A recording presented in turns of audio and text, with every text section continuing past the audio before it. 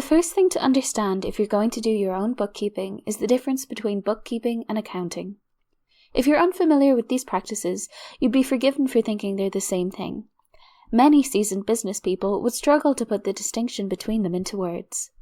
Before you look into how bookkeeping works, it's important to understand what bookkeeping is. Bookkeeping is the process of recording daily transactions and organizing financial documents. Accounting uses the data gleaned from bookkeeping records to make sense of a company's finances and progress. Simply put, a bookkeeper tracks finances and an accountant analyzes them. Sounds easy, right? Bookkeeping is definitely less daunting when you know it doesn't require the same math ability as accountancy. Bookkeeping can be easy as long as you're organized. It might seem like something you can handle yourself or something you'd rather outsource, but either way, you should understand how it works. When bookkeeping, there are 3 main things you need to do. 1. Keep track of your finances. When bookkeeping for your small business, you can break down your finances into 4 categories: profits, expenses, inventory cycle, and liabilities.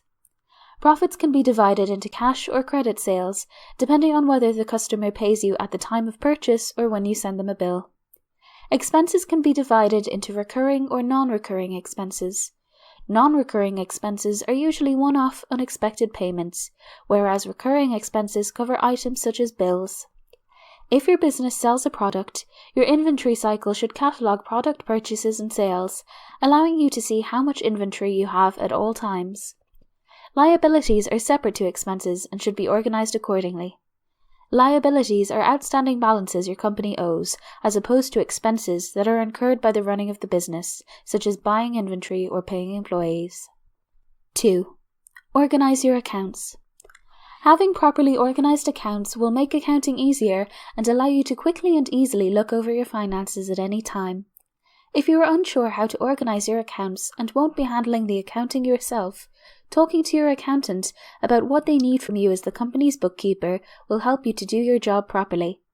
A general rule to follow when organizing your books is to divide things into the following categories: assets, liabilities, income, expenses, and equity. These categories will cover what the company owns and owes, as well as all the money going in and out of the business. By dividing your books like this, you and your accountant will be able to find the appropriate documents in record time. 3. Regularly reconcile your books. How often you close and reconcile your books is a decision you will need to make with your accountant. An accounting period can be a month, a quarter, or a year, depending on what works best for your organization. When each accounting period ends, you will need to complete a series of bookkeeping tasks before the next period begins. These tasks include reconciling, which means checking that the company's bank and credit card statements match your books. A lot of these tasks are about making sure you can account for every cent that has gone in and out of the company. By doing these tasks regularly, you will be calm and prepared when it's time to file your taxes. Bookkeeping is simply the organization of your company's finances. The key to great bookkeeping is regular, thorough analysis of your books. Bookkeeping shows you what's happening in your company, so a good way to know if you're doing things right is to ask yourself this: can I track every cent of the company's money right now? When the answer is yes, your books will be a great asset to you, your accountant, and the future of your business.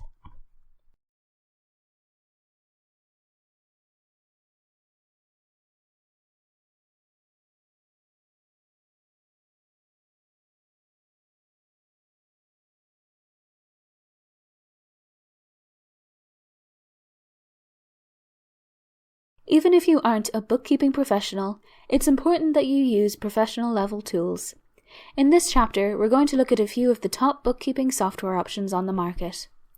Remember, you want your bookkeeping software to be easy to use, affordable, and can be accessed by multiple company members. Bookkeeping software to be easy to use, affordable, and can be accessed by multiple company members. QuickBooks. QuickBooks by Intuit is the most popular option for small businesses when it comes to bookkeeping and accounting software. It's quite easy to use and can be integrated with a wide variety of external systems to bookkeeping and accounting software. It's quite easy to use and can be integrated with a wide variety of external systems. QuickBooks has a mobile app where you can take photos of your receipts. Depending on which plan you choose, QuickBooks can cost between $15 and $35 per month. 1, 3, or 5 people will be choose. QuickBooks can cost between $15 and $35 per month. 1, 3, or 5 people will be able to use your company's QuickBooks account together based on your plan. This means you can easily share your books with your accountant, business partner, or anyone else who may need access. Wave. Share your books with your accountant, business partner, or anyone else who may need access. Wave. Wave is a free bookkeeping and accounting program that was designed specifically for individuals and small businesses.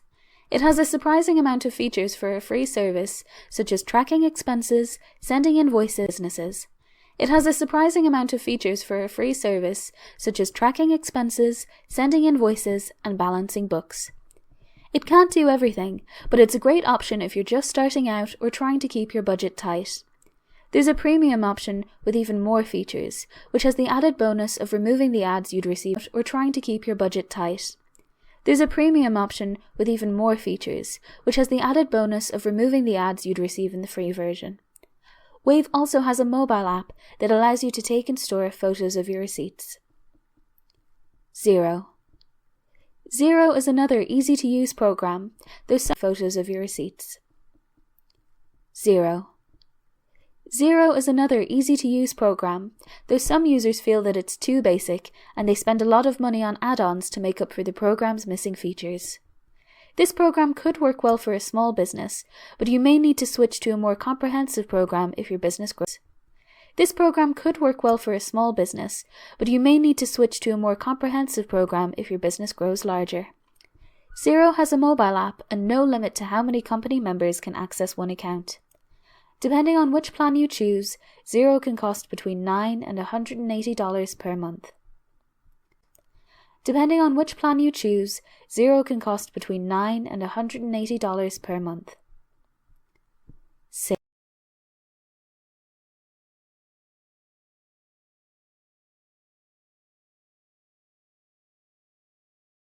When starting a new business, you'll be trying to keep costs down wherever you can, so hiring someone to do something you could do yourself may seem counterintuitive. However, a bookkeeper will save you time and money. When considering someone as your company's bookkeeper, it's helpful to keep these things in mind. What kind of business do I run? And does my bookkeeper understand how books for this company will be different to businesses in other industries? What bookkeeping software does my bookkeeper recommend, and why? Is my business large enough to require a full-time bookkeeper, or would a part-time bookkeeper be better? Asking a candidate as well as yourself these questions will allow you to see what this person would prioritize when working for you. If these priorities align with yours, then they could be a good fit for your business. When hiring a bookkeeper, don't limit yourself to a person in your office space. There are so many bookkeeping options now, so don't be afraid to explore them. Bookkeeping firms and remote workers are both viable alternatives to a new employee. Even if you aren't considering them, a little investigating might lead you to the perfect bookkeeper. As long as the person you hire has the right qualifications, the where you hire them won't matter. As mentioned in Chapter 2, you might want to only bring in a bookkeeper to check the books every so often. This can save on costs while preventing oversights that you, as an inexperienced bookkeeper, might make. As you learn more about bookkeeping, you might call in your bookkeeper less frequently until you're able to do it all on your own. As a small business owner, you have the scope and power to decide what works best for you. You can try to do your own bookkeeping at first and then hire someone so you can focus on other things, or learn from a professional and take over when you feel confident.